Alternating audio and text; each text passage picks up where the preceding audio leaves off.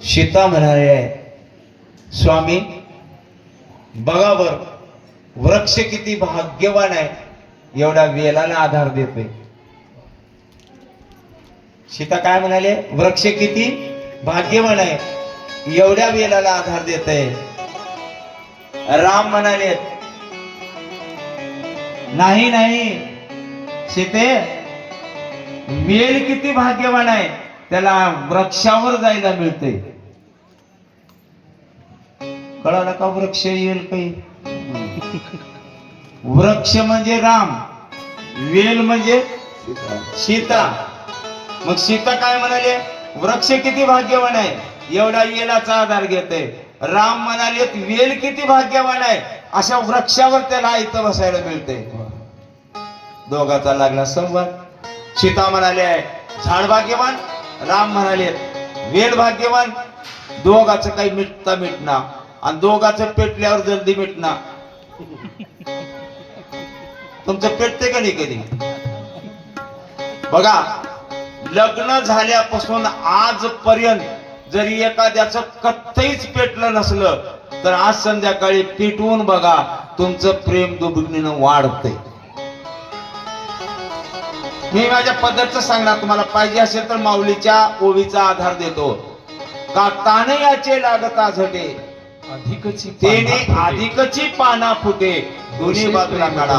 पुढचं बघा, रोषे प्रेम दुनावटे पर्यंत. त्याचा अर्थ आहे, प्रेमळ माणसामध्ये वाद झाला की प्रेम दुगणीनं वाढतंय. राम म्हणाले वेल भाग्यवान आहे, सीता म्हणाले नाही झाड भाग्यवान आहे. मग आता दोघाचं भांडण, कुणी तिसरं आल्याशिवाय मिटणार. मग तिसरं कोण आहे तिथं. लक्ष्मणाला बोलवले, ए लक्ष्मणा इकडे बोवा. म्हणले ते फळ राहू दे, आता ते आमचं मिटवू. आले लक्ष्मण. म्हणजे काय झालं दादा, काय झालं दादा. अरे आमचं भांडण लागलंय. काय भांडण लागलंय. सीता म्हणाली झाड भाग्यवान आहे, मी म्हणाला वेल भाग्यवान आहे. लक्ष्मणाने म्हणलं तुमचं दोघाचं लागलंय होय. मग दोघा नवरा बायकोच्या भांडण्यात शहाण्या तिसऱ्यानं जाऊ नये, शहाण्यानं जाऊ नये. शक्यतो लांबून राहिलेलं बरं. कारण शहाण्यानं बोलता बोलता जर नवऱ्याची बाजू धरली, तर दुसऱ्या दिवशी ह्यानं घरला गेल्यावर बाईची हा करत. कारण त्यांचं तर मिटणारच आहे. कारण त्या तुमच्या दोघाचं भांडणच चालते, मला दिवस मावजितो, संध्याकाळी आपोआप मिटणार आहे, मला माहिती आहे. मग मला कशाला गरीबाला फाशात पाडाला. नाही नाही म्हणले, तुझ्याशिवाय आता मिटत नाही, सांग. मग विचारलं काय म्हणणं आहे तुमचं. राम म्हणाले वेल भाग्यवान आहे, त्याला झाडावर इथं झोपायला बसायला मिळतंय. सीता म्हणाले झाड भाग्यवान आहे, येलाला आधार देतय. लक्ष्मणाने सांगितलं दादा, ना येल भाग्यवान नाही ना झाड भाग्यवान नाही, त्या येलाच्या झाडाच्या सावलीमध्ये ज्याला बसायला मिळते ते लक्ष्मण भाग्यवान आहे. रामाच्या सीतेच्या आधारानं मला जगायला मिळते ते लक्ष्मण भाग्यवान आहे. हे वाटतला संवाद आहे. भाग्याचा उदय, भाग्याचा उदय, भाग्याचा उदय, भाग्याचा उदय, भाग्याचा उदय, भाग्याचा उदय, भाग्याचा उदय, भाग्याचा उदय. ती जोडी संत पाया, ती जोडी संत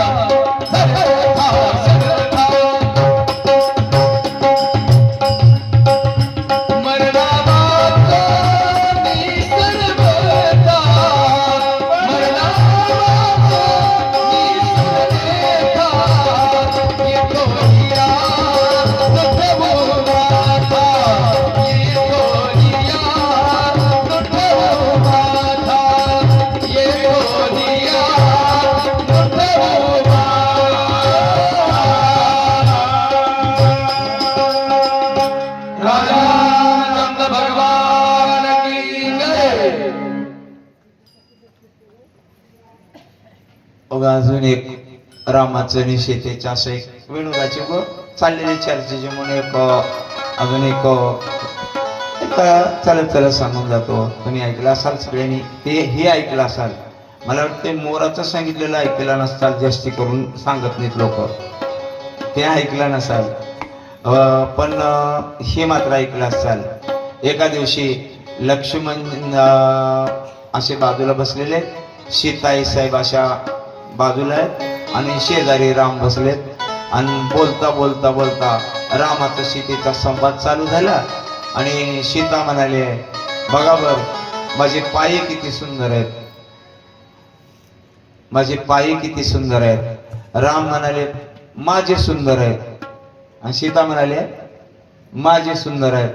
आता दोघांचं बरंच चाललं. आता हे बी मिटवायचं, तिसरा माणूसच तेवढा आहे. लक्ष्मणाला विचारलं. मग लक्ष्मणाने त्या दोघांच्या पुढे येऊन बसला आणि रामाच्या पायावर हात ठेवले आणि सीतेच्या पायाकडे बोट करून हिंदीतून उत्तर दिले बर का, इस पांव से ये पांव अच्छे है. रामाच्या पायावर बोट ठेवलंय, इस पांव से आणि ये पांव अच्छे है.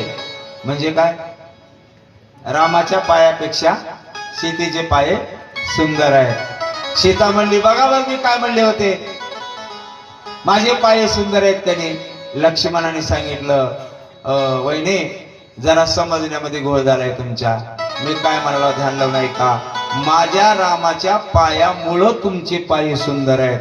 माझ्या रामाच्या पायाचा संबंध आला नसता तर तुमचे पाय सुंदर झाले नसते. हे एक चलत चलत झालेला विनोद आहे. आता विनोद नाही, एक वास्तविकता सांगतो त्यांच्या जीवनातले. मग आपल्याला पुढच्या बाजूला वळायचे. ऐका, खरंच लक्ष्मण किती त्यागी आहे, खरंच लक्ष्मण किती वैराग्य संपूर्ण आहे, त्याची परीक्षा घ्यायचं रामानं सीतेनं ठरवलं. मी रामायणातला प्रसंग सांगा.